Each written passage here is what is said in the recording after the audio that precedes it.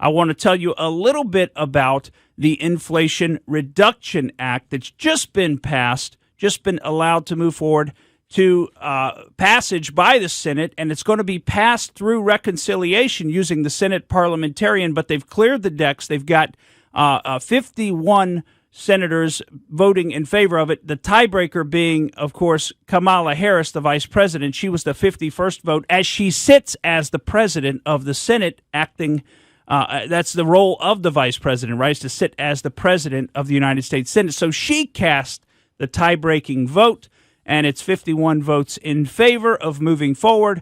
Again, the Senate parliamentarian has cleared the decks and said that now they can make some of these changes through the reconciliation process, so the bill will move forward.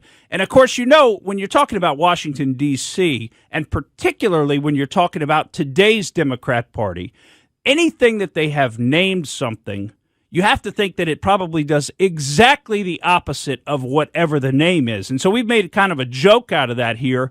Previously, we talked about this Inflation Reduction Act, which, of course, they're going to tell you doesn't add a penny. Remember, this is nothing adds a penny to the deficit. Nothing adds a penny to the debt, right? Nothing adds a penny to anything that they do, and yet we continue to find ourselves deeper and deeper in debt. You know, the federal debt was, I think, around $4 billion in the late 1990s, and I remember talk back then about the fact that we had to get this under control. Well, today it stands at over $30 trillion. I mean, it is so much that we almost can't ever even pay it back. We are functionally bankrupt in this country. We are insolvent because of this kind of debt load. And what is the plan for the future? Just keep increasing it and increasing it and increasing the speed at which they're increasing it, which they're doing here. When is it going to blow up? When is it going to be enough is enough and, it's not going to be there anymore? You know, the real crisis will come if the world finally shifts away from the U.S. dollar as the reserve currency of essentially the world. And there are many moves that are afoot right now, including changes in the petrodollar. For instance, back in the 70s, Henry Kissinger negotiated this with the Kingdom of Saudi Arabia and OPEC that oil would be settled in dollars. That means in order for countries to buy oil, they have to have dollars because that's the way the trade is settled. So they have to pay for oil in dollars. And that is probably one of the biggest factors, aside from the fact of the American hegemony, the American power after World War II, essentially being the superpower for the world. Now, we had to deal with Russia, but when you look economically at the comparison between what America was doing and what Russia was doing, there really is no comparison. And that's one of the reasons we won the Cold War. But that has been a huge part. The petrodollar has been a huge part of creating the American dollar as the world reserve currency that every country wants to hold. Stability, all of those things go into that factor. So if we have a shift away from that, and for example, Russia has now required, thanks to the sanctions and everything else, they've required countries to start settling debts with their gas company, Gazprom, with their petrol company in rubles. And China and Russia have established a separate bilateral trade in oil that doesn't get settled in dollars. Well, this is happening all over the world, that countries are starting to trade oil and natural gas and other petrol products in currencies other than dollars. That is the beginning of the end of the dollar as the world reserve currency.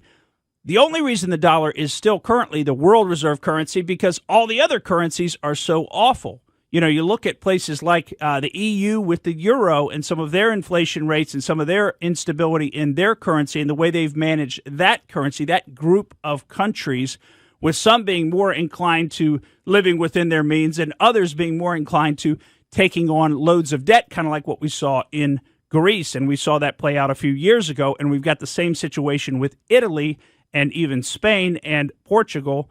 And, it seems to be more of these southern European countries, and that's certainly what the northern European and the German bloc would say. But, that's where we had the austerity programs going into place to try to get some of that debt and economic activity under control in those countries. But this Inflation Reduction Act is another basically $750 billion.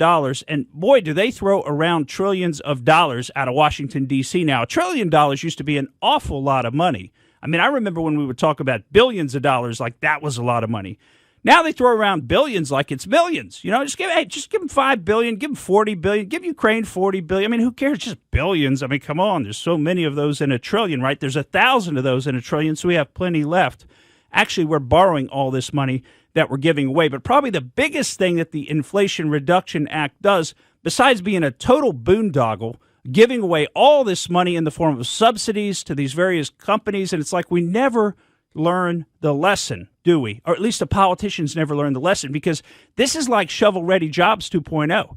This is what Obama did with all those solar companies. Remember that he gave all that money to, like Solendra and the other companies that they get, the green energy companies, they gave away all these subsidies and grants to back in that day. And what did it produce? It wound up producing absolutely nothing for the money. It was a big giveaway to what amounted to his political donor class.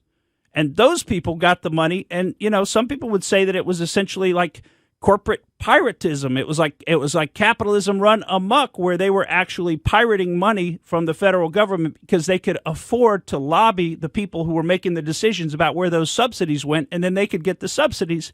And, hey, if we never end up producing anything about, from that, well, hey, sorry, we really tried. We tried really hard. Sorry, it didn't work out.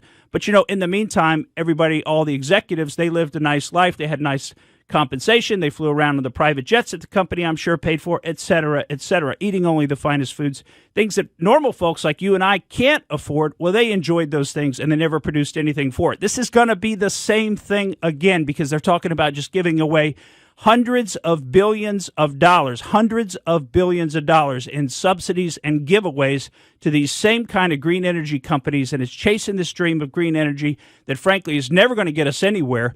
All you got to know to understand what's going to happen, we need one big hurricane and watch all these people with electric vehicles try to get out of the state of Florida all at once, because it isn't going to work. Because where are you going to stop and charge up? Oh, every charging station is going to be full, because it takes 30 minutes to charge up your car instead of 5 minutes to fill it up with gas. But what I want to get to about this Inflation Reduction Act, and this is going to be the biggest piece of it that normal people feel, and that is the fact that they are adding 80,000 IRS agents. 80,000 IRS agents. The IRS is now going to be bigger than the FBI, Customs and Border Patrol. They're going to be bigger than all of these agencies combined. With 80,000 new agents, it's $45 billion of additional funding for the IRS. And you think they're just going to be looking at the top 1%? Don't think that for a minute, because they already look at the top 1% about as hard as you can look at them. These folks are going to be looking at normal people. These folks are going to be looking at people who are making less than $200,000, going to be squeezing them for more tax money, and I think you're going to experience it right here in your own finances. We'll be right back. Thank you for listening to the Morgan Streetman Show. We hope you enjoyed what you heard, and if you did, please click like and subscribe to help us out. And remember that we recommend that you exercise your brain at least once a week.